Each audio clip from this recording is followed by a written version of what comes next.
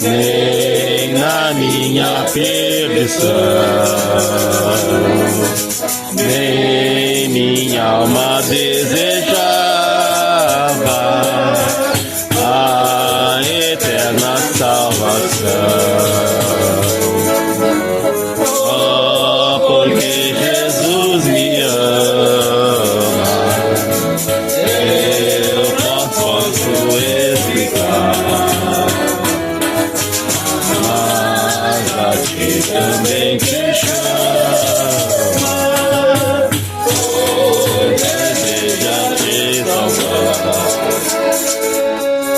Já cansado do pecado, fui aos pés do Salvador, e ali caiu o fardo de tristeza e dor.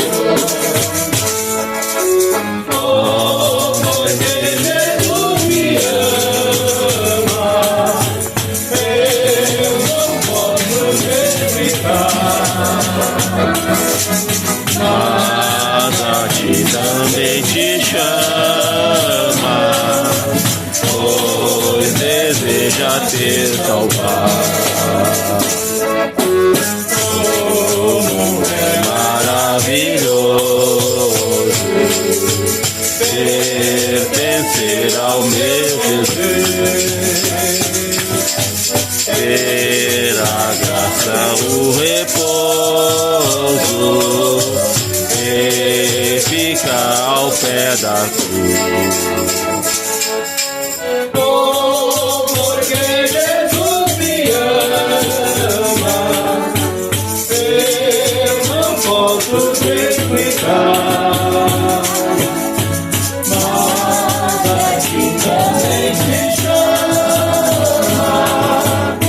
pois deseja te salvar. Jesus nos ama, assim mesmo. Nós sendo pecadores, mas pecadores arrependidos. Ele ama o pecador, ele só não ama o pecado, né? Então, quem tem pecados, que confesse a Cristo, reconheça Ele, porque todos nós somos pecadores, mas pecadores arrependidos através da graça de Jesus Cristo lá na cruz do Calvário.